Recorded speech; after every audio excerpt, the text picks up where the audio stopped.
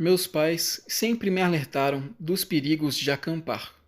Quando eu era mais novo, eles nunca me deixaram.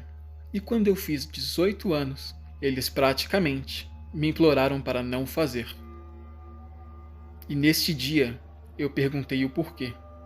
E esse é o relato deles. Quando mais novos, enquanto ainda namoravam, eles resolveram acampar e foram para uma floresta perto da casa do meu tio, onde havia uma área de camping.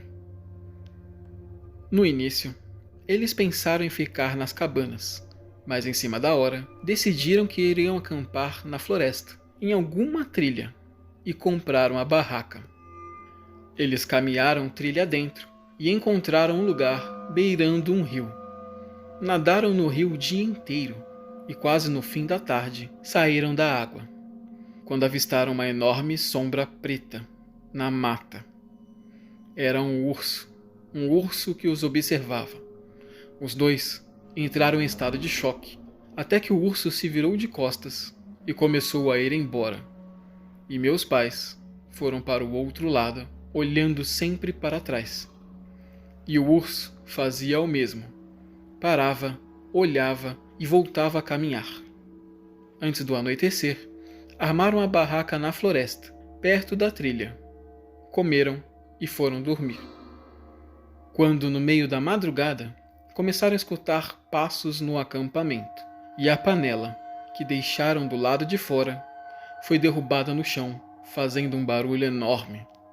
Em seguida, som de plástico sendo pisoteado e o som de uma pata, tentando abrir a panela.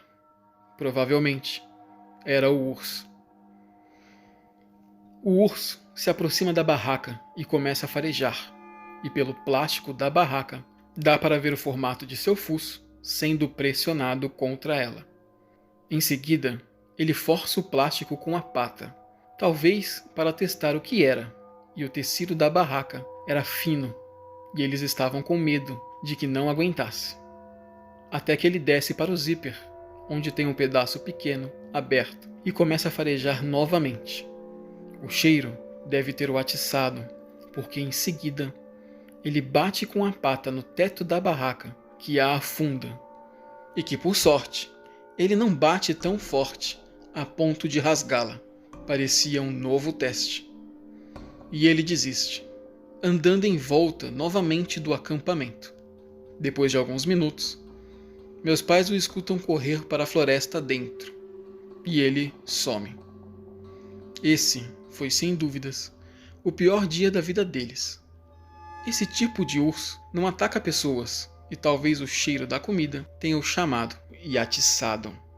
Depois deles me contarem esse relato, eu não tive a menor coragem de acampar. Eu morava em uma cidade do interior, onde era cercada por florestas. Na época, os prédios começaram a vir, e a floresta foi diminuindo, e os caminhos para chegar nos lugares ficaram maiores. Nós íamos para a escola pelo bosque, pois o caminho pelos prédios era mais demorado. Aquele bosque nos dava medo. Era escuro, úmido, e as pessoas falavam que as almas mortas ficavam por lá, balançando as árvores. Histórias para pôr medo em crianças. Aquele lugar era muito frio, ainda mais no inverno. Nós não podíamos voltar muito tarde da escola, pois as crianças grandes se escondiam por lá e assustavam as mais novas, e muitas, até mesmo, roubando os mais novos. Na época, eu era uma garota baixinha e magra. Hoje sou uma mulher, e tudo isso não me dá mais medo. Eu não moro mais por lá, mas a minha mãe, sim. Minha mãe é uma pessoa muito boa, que faz tudo por todo mundo. E sua vizinha, já idosa, pediu para que ela passeasse com o seu cachorro no bosque, pois ela já não aguentava mais. Como eu estava de visita e sei que minha mãe odeia o frio e estávamos no inverno, eu disse que passearia com o cão. Eu o peguei com a vizinha, um golden grande e bonito. Certamente ela não aguentaria. E fomos ao bosque. Aproveitei para levar minha câmera nova, uma Canon profissional, para fotografar o lugar. Quando estávamos no meio do caminho e já havia tirado muitas fotos, eu escuto alguém vindo, correndo em nossa direção. E naquele momento, eu só consigo pensar na minha nova câmera e fico com medo de ser roubada. Puxo o cachorro para fora da trilha e nos escondemos atrás das árvores observando. Um homem surge correndo e para, olhando para todos os lados. Ele vestia uma calça jeans, blusa marrom e boné preto. Era super alto e um pouco forte. Eu tive receio de que ele tivesse escutado os cliques da câmera e pensado que eu fosse uma presa fácil. Sei que isso foi um preconceito e que não devia ser nada demais, apenas alguém praticando esportes, mas meu instinto falou muito mais alto. Após algum tempo, ele volta a correr com tudo, e eu saio da mata, voltando para casa. E ao chegar perto de casa, vejo um helicóptero da polícia sobrevoando o lugar. E quando entro em casa, minha mãe assistiu o noticiário que informava que um homem havia esfaqueado 2 mulheres. Uma delas sobreviveu e ele fugiu. Ele era extremamente perigoso e que a polícia fazia buscas pelo local. Ele usava uma calça jeans, blusa marrom, boné preto e era um pouco forte e alto. Foi naquele momento que eu percebi que se eu não tivesse me escondido por puro instinto, eu seria a próxima vítima. Isso aconteceu há 2 anos atrás. Eu tinha 36 anos na ocasião e morava no Canadá em uma cabana, perto de outras cabanas. Meu irmão e eu adorávamos caçar e ele morava na cidade ao lado. Nesta época, queríamos aproveitar que o frio ainda não tinha chegado para valer. Eu sempre deixava meus vizinhos avisados para cuidarem de minha casa enquanto eu estava fora, e preparei meu equipamento de caça e fui a caminho da casa de meu irmão. Nós costumávamos ficar em torno de 2 dias caçando. Então eu peguei o meu Jeep e fui pela estrada velha, que era o caminho mais rápido. Aquele dia estava nevando. A pista começou a se fechar em gelo. Meu carro não era nenhum hatch popular, mas também não era um caminhão de neve. Ele até enfrentava um pouco de neve, mas se subisse demais, não daria conta. E foi algo que aconteceu. A neve começou a engrossar e eu acabei deslizando pista abaixo.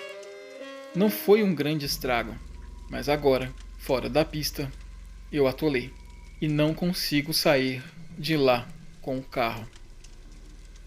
Só me restavam 2 opções: esperar alguém passar de carro e me encontrar, ou caminhar até meu irmão. E mesmo no frio, foi o que eu fiz.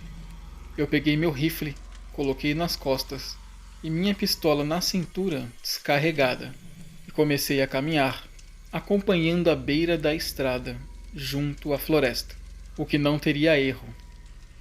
Eu precisava ser rápido, pois ainda havia luz do sol, e se escurecesse, seria muito difícil de caminhar por ali, ainda mais na neve que ainda caía. Após 1 hora de caminhada, começou a escurecer e eu acendi minha lanterna. Na escuridão, logo à frente, em uma curva, vi uma árvore caída na pista e percebi que estava muito bem cortada.